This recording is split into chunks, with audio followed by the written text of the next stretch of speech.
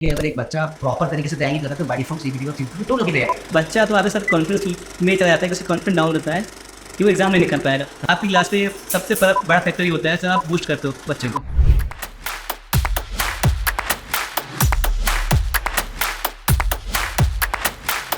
Hello everyone, this is Mohit here and welcome to the textbook. Guys, आज हमारे साथ हैं अनुराग द्विवेदी, जिनकी ऑल इंडिया रैंक 144 आई है एसएससी जेईई 2020 के अंदर। सो अनुराग, कैसा लग रहा है? सबसे पहले तो ये बताइए। सर क्वाइट मिक्स फीलिंग है मेरी। पहले तो मुझे जो चाहिए वो तो मिला नहीं, लेकिन सिलेक्शन की फीलिंग मेरी काफ़ी अच्छी है कि मैं सिलेक्ट हो गया एटलीस्ट जेईई में, और मुझे एक बीआरओ मिला हुआ है एसएससी में। राइट। अनुराग, अपनी एसएससी जेईई की तैयारी के बारे में थोड़ा सा बताओ कि आप कब एग्जैक्टली पास आउट हुए और कौन सी ईयर में पास आउट हुए थे? हाँ सर, मैं 2018 में पास आउट हूँ। 2018। हाँ। कहाँ से पास आउट? मैं SITI विदिशा, एक विदिशा में कॉलेज है, गवर्नमेंट कॉलेज, मैं वहाँ से पास आउट हूँ। मध्य प्रदेश विदिशा में SITI विदिशा। राइट। देन उसके बाद मैंने 2021 में मास्टर्स किया जबलपुर इंजीनियरिंग कॉलेज से। ओके। तो जो मास्टर्स करने का सोचा, तो ये मास्टर्स एक्चुअल में करना था या नहीं? मुझे मास्टर्स बस वैलिडेशन बढ़ाने के लिए करना था, बाकी में तैयारी जारी रहती थी। बेसिकली सर मैं प्रिपरेशन फेज में था, तो एक समय है, कोरोना का समय है, क्योंकि उस समय था कि मुझे प्रिपरेशन भी करना है, साथ साथ कुछ इनकम भी चाहिए। देन मैं गेट का बेसिकली गेट की तैयारी करता हूँ, तो गेट की तैयारी किया, वह गेट में मेरी रैंक ठीक आई थी। और कुछ फैमिली कंडीशंस ऐसी थी मेरी कि मुझे एडमिशन लेना ही था, तो कुछ करना था। तो जबलपुर की कॉलेज की फीस काफ़ी कम है, तो मैंने 10 लाख फीस थी, उसको पे किया। देन घर से मैंने अपना मास्टर्स कंप्लीट किया। ओके। सो अनुराग, ये बताइए, एसएससी जेईई का ये पहला अटेम्प्ट था, अगर दूसरा अटेम्प्ट, तीसरा अटेम्प्ट है? सर ये मेरा सेकंड अटेम्प्ट है। इसके पहले मैंने लास्ट बार ही दिया था, तो 3 मार्क्स से मेरा सिलेक्शन हो गया, फाइनल सिलेक्शन। मैंने मेंस प्लस प्री में 353 मार्क्स आए थे। कुछ मिक्स था, मैंने मेंस पे थोड़ा गड़बड़ कर दिया था, मैं अटेंड नहीं कर पाया था। 240 मार्क्स से क्वेश्चन अटेंड की, तो उससे मैं सिलेक्शन हो गया था। ओके। 2022 में वैकेंसीज ज़्यादा थी जी, इस बार वैकेंसीज कम थी, राइट? और लास्ट टाइम आपका 3 नंबर से रुक गया और इस बार सिलेक्शन हुआ, तो क्या हम ये भी एक फैक्टर मान सकते हैं कि लास्ट टाइम पे पेपर डिस्क्रिप्टिव था? हाँ सर। और इस बार पेपर सीबीटी था, तो शायद कुछ जो बच्चे जिनको डिस्क्रिप्टिव में डर लगता है वो शायद अभी दूर हो गया, ऐसा तो मान सकते सर हैं? बिल्कुल आप सही बोल रहे हैं सर। जो डिस्क्रिप्टिव होता है सर, उसमें आप पेपर जैसा भी कर गया आप कह नहीं सकते कि आपको मार्किंग उसकी मिलेगी। लेकिन आप जब MCQ बेस्ड क्वेश्चन देते हो, मतलब पेपर देते हो, तो उधर क्या होता है कि आपको पता हो कि आपने आंसर सही किया है, क्योंकि एक समय के बाद आपका आंसर की रिलीज होता है, तो आपको पता चलता है कि मार्क्स इतने आने वाले हैं, तो आप श्योरिटी लेते हो कि आपका सिलेक्शन होगा कि नहीं होगा। राइट। मतलब कहीं ना कहीं मैं बोल सकता हूँ कि सीबीटी से थोड़ा ही बेनिफिट सकते हैं। काफी बेनिफिट हुआ है सर। राइट। ओके। सो अनुराग, ये बताइए कि अपनी जर्नी एसएससी जेईई की जब स्टार्ट करी थी, मतलब क्या सोचा कि मतलब कुछ ऑब्जेक्टिव क्वेश्चंस की बुक लगा लूँ, जैसे बहुत सारे बच्चे ट्राई करते हैं, बहुत सारे मार्केट में बुक आती है 15,000 क्वेश्चन, 18,000 क्वेश्चन ऐसे, तो बुक्स क्वेश्चंस लगा लूँ या टेस्ट सीरीज ले लूँ, या कुछ मैं बोलूँगा जैसे कि आप ऑलरेडी गेट के लिए भी तैयारी कर रहे थे, तो गेट में यूटिलाइजेशन, एस्टिमेशन, कॉस्टिंग, सब्जेक्ट नहीं आते, और एक इंजीनियरिंग ग्रेजुएट के लिए ये बड़ा सा नया सा होता है तैयारी करने का। तो इनको कैसे करूँ, या बाकी की चीजें जो है, जैसे मशीन्स की मैं बात करूँ तो बहुत बार फैक्चुअल डेटा बन जाता है, जो कि हम गेट की प्रिपरेशन में कभी देखते नहीं है। तो गेट की प्रिपरेशन बिल्कुल टोटली डिफरेंट। तो कैसे सोचा, मतलब, या मैं यही बोलूँगा डायरेक्टली कि आप मुझे कब मिले? सर बेसिकली क्या हुआ कि मैंने लास्ट ईयर का प्री दिया 2022 में, 15 नंबर में पे सकता था। तो मैं प्री दिया, तो प्री देने के बाद मुझे लगा कि हाँ सिलेक्शन नहीं हुआ इस बार। फिर क्या हुआ कि सर मैं प्री सिलेक्शन हो गया, देन मेंस हुआ। तो मैं समझ गया था कि प्री मार्क्स कम है, तो मेंस मुझे काफ़ी मेहनत करना पड़ेगा, और मैंने 2 मंथ का बिल्कुल गैप लिया था, कोई पढ़ाई नहीं की। देन जैन में मैंने डिसाइड किया कि मुझे मेंस भी लिखना है, और साथ में मैंने सोचा कि हाँ मुझे प्रिपरेशन और करनी है एसएससी की, कि अगर इस बार सिलेक्शन होगा अभी तो काफ़ी पीछे रैंक आने वाले में। तो सर मैंने आपकी वीडियो स्टार्ट किया देखनी। मैं सर आपकी मैंने यूट्यूब को आपसे फॉलो करता था, पहले मैं आपको टेलीग्राम फॉलो करता था, तो टेलीग्राम पे आप अपडेट देते थे मुझे, तो उधर से आपकी चैनल की लिंक मुझे मिली, तो उधर से मैं आपकी यूट्यूब पे क्लासेस देखना स्टार्ट किया। एक 4K पे क्लास आती थी आपकी, एक साथ में आती थी जगराता क्लास, वो मैंने देखना आपको स्टार्ट किया।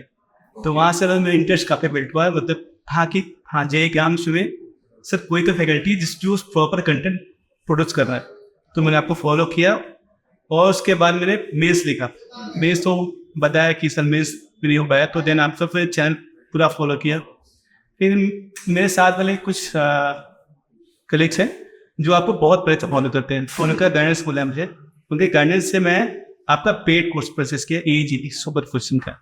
ओके, मैं उधर आपको फॉलो किया। आपका एक कोर्स था सर, अचीवर्स कोर्स। मैंने उसको पूरा ब्लाइंडली फॉलो किया, मैंने उसको पूरा देखा।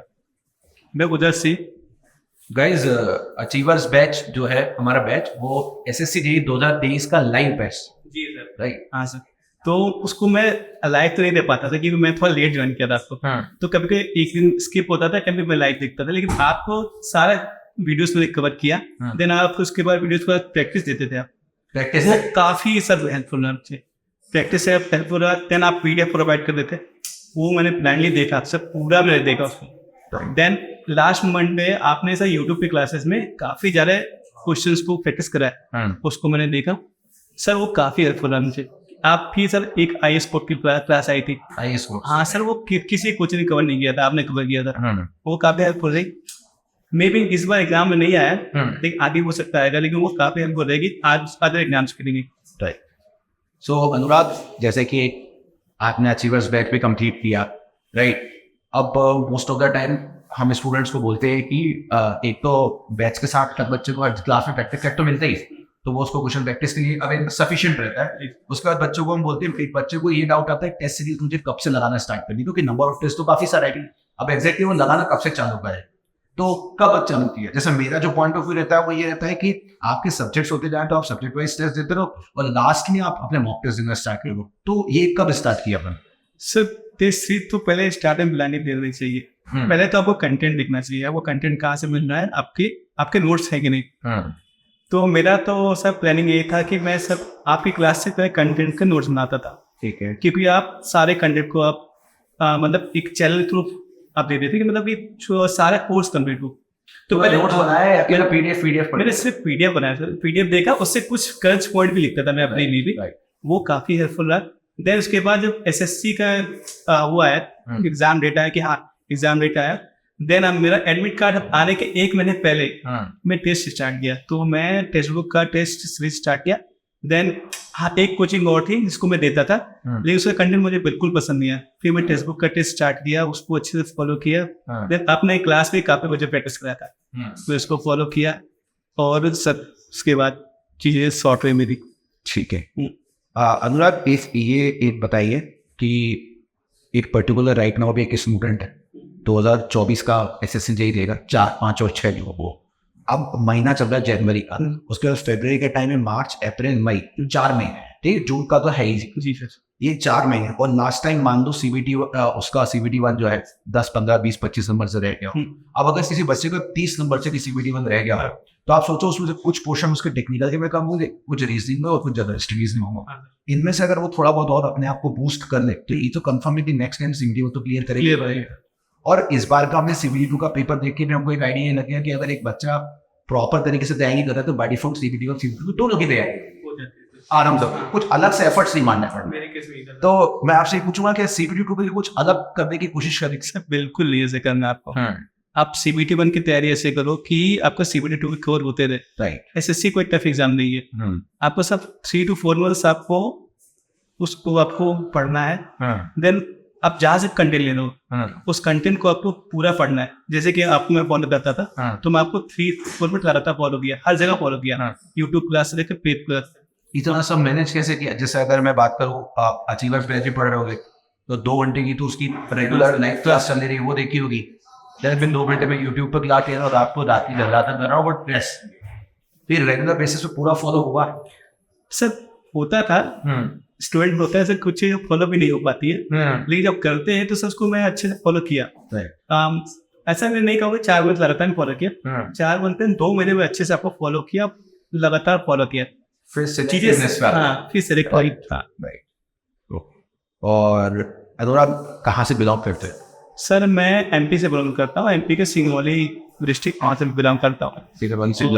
रिसेंटली नोटिफिकेशन भी आया हुआ है NCL नॉर्दर्न का, आप उससे अवेयर हो? हाँ सर मैं बिल्कुल अवेयर हूँ, मेरे फादर NCL में बात करते हैं तो उसके एग्जाम के बारे में अवेयर हूँ। ओके ओके ओके जी। सो एक ये बताइए एक चीज़ कि अगर एक स्टूडेंट अभी राइट नाउ 24 का पेपर देता है और 4 महीने पेशेंट है, जैसे हम अपनी वापस बात पे आते हैं, तो 4 महीने उसको एग्जैक्टली किस मेन पॉइंट पे वर्क करना चाहिए? सबसे इंपॉर्टेंट पॉइंट क्या है इसको उसको वर्क करना चाहिए 4 महीने? सर 4 मंथ पे तो उसको पहले तो मैं बोलूँगा अपने कंटेंट और अपने कॉन्फिडेंस पर वर्क करना चाहिए। बच्चा तो आधा सर कॉन्फिडेंस में चला जाता है कि उसका कॉन्फिडेंस डाउन रहता है कि वो एग्जाम नहीं निकाल पाएगा, दिवस पर लगता है। तो सर क्या होता था कि मेरा भी ऐसा मोरल डाउन होता था एग्जाम से पहले। तो आपकी क्लास में सबसे बड़ा फैक्टर ये होता है सर, आप बूस्ट करते हो बच्चे को, वहाँ से बूस्ट मिला मेरे को। देन अगर आपका नॉलेज बढ़ता है सर तो आपका कॉन्फिडेंस बढ़ता है, और साथ में आप एक टेस्ट दे रहे हो, अब उधर आपका रैंक वगैरह अच्छा आ रहा है, और साथ में अगर फैकल्टी गाइडेंस सबको अच्छा मिलेगा तो ना आप चाहे कोई एग्जाम क्रैक कर सकते हो। अच्छा कंटेंट मतलब क्या? अच्छा कंटेंट सर मतलब कि अब शायद बहुत सारी कोचिंग है सर जो कंटेंट देती है, लेकिन होता है सर कि कुछ कंटेंट काफ़ी अच्छा दे रही है और कुछ कंटेंट मतलब फ्लो में पढ़ा रही है, कुछ ही पढ़ा रही है, चले गए बच्चे और कभी भी कंप्लीट नहीं करते कोर्स। और आपके साथ सर क्या था कि आप सारे चीज़ों को पूरा कवर करते थे। जैसे आप सब बोलते हैं सर इलेक्ट्रिकल मशीन्स काफ़ी इंपॉर्टेंट टॉपिक है इलेक्ट्रिकल पॉइंट ऑफ व्यू, तो आप सिर्फ इलेक्ट्रिकल मशीन्स को नहीं पढ़ाते थे, आप सारे पावर सिस्टम को उसमें डील करते थे, इलेक्ट्रिक मशीन में पावर सिस्टम भी कैसे डील हो जाता है, वैसे कोई एक साथ कैसे करता? हाँ, तो इस पर आप डिस्कस करते थे। आप किसी सब्जेक्ट को सर मतलब कैसे कि ये सब्जेक्ट बहुत अनइम्पोर्टेंट है, सारे सब्जेक्ट को इम्पोर्टेंट के थ्रू आप पढ़ाया, वैसे मैं आपको फॉलो किया।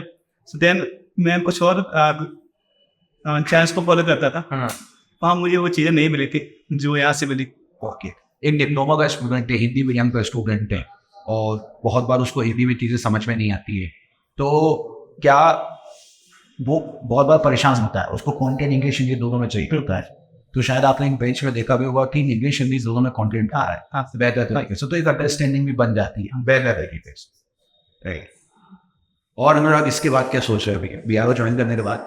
हाँ सर, अभी तो BRO की ज्वाइनिंग अभी टाइम है, तो इन बिटवीन हो सकता है सर UPPCL का भी नोटिफिकेशन आएगा। हाँ, UPPCL का नोटिफिकेशन किया सर, मैंने इसके पहले UPPCL दिया हुआ है, तो मैंने 3 निकाल के इंटरव्यू तक में गया हूँ। ओके, बाय डिफॉल्ट में सिलेक्शन नहीं हुआ था, तो इस बार उसको अटेम्प्ट दूंगा, और मैं बताया कि मैं गेट का स्टूडेंट हूँ, गेट का भी अटेम्प्ट देने वाला हूँ, तो मेरी स्टडी ये है कि गेट पास करूँगा। सो जैसे अनुराग 2018 से पास आउट, 19, 20, 21, 22, 23 भी कंप्लीट है, दैट इज 5 years। ऐसे बहुत सारे स्टूडेंट्स हैं, राइट? तो अगर हम बात करें तो बहुत बार ये डिमोटिवेशन कर रहे हैं, कितने एग्जाम्स फेलियर है सर? मैं अप्रोक्सीमेट कितने फेल होंगे? अनकाउंटेबल हो सकता हूँ, मैंने काफ़ी एग्जाम दिए हैं। आप song HAL to CIL to UPPSC, NPPSC, SSC DA last वाला बता चुका हूँ, RRB JEE मैंने दिया था, मैं वेटिंग लिस्ट आउट हूँ RRB JEE से। देन इवन मैं कुछ नॉट एग्जाम भी दिया था जो नहीं देने चाहिए थे मुझे, जैसे RRB NTPC एग्जाम हुआ था। ओके, ANP भी दिया होगा? नहीं, मैं दिया था उससे, मैं सर मैं एलिजिबल नहीं था। देन होता है सर डिमोटिवेशन इतना होता है कि आप बैंकिंग एग्जाम देना स्टार्ट करते हो, तो मैंने बैंकिंग भी दिया था। देन SSC CGL दिया था, तो मैंने SSC CGL का प्री क्वालिफाई किया था, मीन्स तैयारी में थी, तो मैंने मीन्स दे दिया था लास्ट ईयर का। सर एग्जाम में काफ़ी दिए, फेलियर्स काफ़ी हुए, सिलेक्शन भी हुए, प्री सिलेक्शन हुए, लेकिन सर ये जो एग्जाम है इसमें मैं फाइनल सिलेक्शन हुआ, ये SSC JEE final selection. So guys, जितने भी स्टूडेंट्स हैं यहाँ पे उनको बताना चाहता हूँ कि डीमोटिवेशन इतना बढ़ जाता है कि एक स्टूडेंट JEE की तैयारी करते करते बैंकिंग एग्जाम्स को भी टारगेट करने लगता है। हाँ, और शायद ये चीज़ इसलिए हो रही है, अगर ये चीज़ आपके साथ हुई तो मुझे लगता है ऐसे काफ़ी सारे बच्चे होंगे जो ये सोचने लगते हैं यार इस बार तो SSC CGL में 34,000 वैकेंसी आ गई, चलो मैं इसी की तैयारी कर लेता हूँ, शायद मेरा हो जाए। तो ये होता है, लेकिन कुल मिला के आप देख सकते हो आफ्टर दीज फेलियर्स फाइनली वो चीज़ हाथ में है जिसके लिए शुरुआत करी। हाँ सर, की गवर्नमेंट जॉब चाहिए। राइट। सो बहुत बढ़िया अनुराग, सबसे पहले बधाई दो आपको इसी के लिए, और इसी तरीके से हम आगे स्टूडेंट्स को पढ़ाते रहते हैं। और एक ऐसी टिप जो एक स्टूडेंट को आप अभी अपनी तरफ से देना चाहते हो कि भाई क्या नहीं करना है इन चारों में, जो करना है वो तो सब एक स्टूडेंट को समझ में आता है, कि नहीं क्या करना है, क्योंकि बहुत बार बच्चा डिस्ट्रैक्ट भी होता है। हाँ सर, मतलब वो इतना परेशान होने लगता है कि मैं अच्छा इसी बार में पूछ लेता हूँ, CBT 1 में कितने मार्क्स थे? सर मैं CBT 1 में 159.84 थे। 159.84। इसमें जर्नलिस्ट में कितने मार्क्स थे? सर काफ़ी कम थे मेरे, काफ़ी कम थे सर, शायद 17 to 18 मार्क्स थे, मैंने प्रॉपर कंप्लीट नहीं किया। 70 to 80। हाँ, और बाकी का पूरा जो है वो टेक और रीजनिंग है। मतलब अगर हम 2 ये पोर्शन भी अपने स्ट्रॉन्ग कर लेते हैं और जीके के लिए 4 महीने परिश्रम उतना ज्यादा भी नहीं होते हैं तो भी हम सिलेक्शन तक पहुंचते मेरा मानना ये सर, अगर आप टेक्निकल इतना स्ट्रॉन्ग कर लोगे ना, हाँ। जीके में कम स्कोर होता है तो आपका सिलेक्शन रुकेंगे नहीं। सी बात। सो गाइस, ये सारे स्टूडेंट्स को टिप्स है और इसी तरीके से फिर और मिलते हैं, बढ़िया सा और एक एग्जाम और निकालो फिर वापस आते हैं। अब तो एग्जाम निकलने वाले सर। ओके, बधाई हो आपको अनुराग, और सारे स्टूडेंट्स की तरफ से भी आपको कांग्रेट्स करता हूँ। ये कमेंट में भी आपको करेंगे और आप टेलीग्राम पे भी हैं ही। हाँ सर। कोई भी स्टूडेंट अगर आपको लगता है किसी तरीके का बात करनी चाहे आपसे तो डायरेक्टली कर सकते हो। Okay sir. Oh thank you so much. Thank you.